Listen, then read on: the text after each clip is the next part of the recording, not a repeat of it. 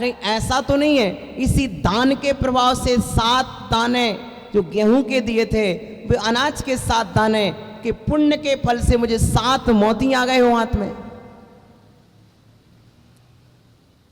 काश काश मैंने पूरी पोटली दान में दे दी होती है तो आज मेरे हाथ में मोतियों की पोटली होती। बोलो है कि नहीं? बोलो मित्र, कितना मिलता है जगत में? ये मत सोचिए कि तुम कमाते हो, नहीं, तुम्हारा पुण्य कमाता है। तुम कितना कमाओगे? और पुण्य दान और दया से आता है। पुण्य कहां से आता है?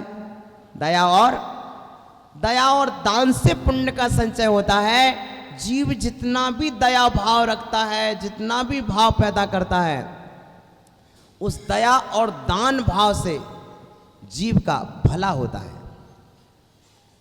यदि जीव दया ना करे तो पुण्य संचित नहीं होता, और दान ना करे तो पुण्य संचित नहीं होता है। जो जीव पुण्य का संचय करना चाहते हैं उनको दया पहले करना चाहिए। धम्मो दया विशुद्धो, धर्म दया से विशुद्ध होना चाहिए। अशुद्ध दया नहीं करना, ध्यान देना, अशुद्ध दया नहीं करना। ऐसा नहीं कि जिस चाय को दान देते जाओ वो जाके शराब पिए, ऐसा भी नहीं करना। उचित दान दीजिए। मेरे पास एक सज्जन आए, बोले महाराज आज शांति विधान करना है मुझे, मैं शांति विधान में चांदी की सलाखा बांट रहा हूं। मैंने कहा मत बांटो।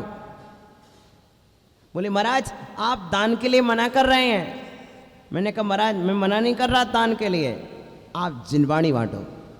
क्या बांटो? चांदी की सलाखा तो तुम पेटी में जाके रख दोगे, तुम्हारा भला ना होगा, लेकिन यदि जिनवाणी दोगे तो वो व्यक्ति जिनवाणी पढ़ेगा और उसकी आत्मा का भला होगा, है ना। प्यारे प्यारे बंधुओं, तब उस व्यक्ति ने जिनवाणी मंगाई और आज विधान के दिन नंदीश्वर में सबको जिनवाणी बांटी। अब हेमंत बीना जैन का विधान था आज। प्रिय बंधुओं, क्योंकि जिनवाणी पढ़ने, जिनवाणी दान देने से, ज्ञान दान देने से, औषधि दान देने से क्या होता है कि व्यक्ति अगले भाव में केवल ज्ञानी होता है।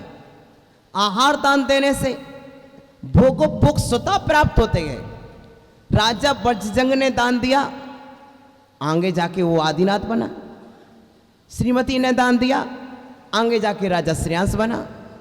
तो व्यक्ति कमाने से सब कुछ नहीं हो जाता है। तुम कमाओ कितना कमाते हो, लेकिन दान देने वाला पड़ोसी तुम्हारे घर में आके बेटा बन जाएगा। तुम कमाते कमाते घिसते रहो, क्या तुम कमाते कमाते घिसते रहोगे, घसीटे लाल बन जाओगे। और बाजू वाला भगवान की पूजा करके और दान दे करके समाधि करके आएगा, तुम्हारे घर में बेटा बनेगा और तुम्हारी संपत्ति का मालिक बनेगा। लोग पूछते हैं कि एक व्यक्ति गरीब के घर में पैदा होता है, एक व्यक्ति अमीर के घर में पैदा होता है, ऐसा क्या कारण है? यही कारण है, जो व्यक्ति पूर्व भाव में दान धर्म करके आया है वो अमीर के घर में पैदा होता है। जो पूर्व भाव में दान धर्म नहीं किया तो गरीब के घर में पैदा हो जाता है। जो व्यक्ति अच्छा आचरण करके आया है वो उच्च गोत्र में आके पैदा हो जाता है, जो नीच आचरण करके आया है वो नीच गोत्र में पैदा हो जाता है। समझ रहे हैं आप? इसलिए प्यारे बंधुओं, सिर्फ मेहनत के पीछे मत पड़े रहो, क्योंकि धन कमाने में पाप बुद्धि होती है और कहीं भी अंत नहीं दिखता है कि जीवन में कहीं तो स्टॉप लगे। बोलो, जैसे समुद्र का कहीं अंत दिखाई देता ही नहीं है ना, उसी तरह तृष्णा रूपी समुद्र का कहीं अंत दिखाई नहीं देता है। समझ रहे ना? ये बॉम्बे का समुद्र है, कितनी दूर तक है भाई? कहां तक गया है? कहां तक गया है? व्यक्ति जाते हैं जहाज में घूम करके कि बॉम्बे का समुद्र घूमेंगे, बस थोड़ा सा घूम करके 20-25 किलोमीटर घूम करके आ जाते। क्यों? अरे जब घूमने ही गए थे तो एक किनारे से दूसरे किनारे तक घूमते हैं? बोलो प्यारे बंधुओं, इस तृष्णा रूपी समुद्र का कोई अंत नहीं है। तुमने कब से कमाना शुरू किया? मैं तो इस देवेंद्र को देखता हूं, कहता हूं आज भी इस उम्र में भी जाता है। भैया ऐसे अनेक देवेंद्र हैं। शुरू किया कितनी उम्र से किया? बोलो भाई देवेंद्र जी। 25 साल से? 18 साल से शुरू किया और आज 71। समझ रहे हैं ना? अब सोच लीजिए अभी भी स्टॉप नहीं है। कब लगाओगे स्टॉप? कब लगाओगे? हैं? क्या बोल रहे हो? किनारा देखना है। वाह वाह वाह, समुद्र का किनारा देखना है। इसका किनारा हो तो देखे। तुम किनारे तक भैया लौट आओ, लौट आओ, ज्यादा और गहरा है।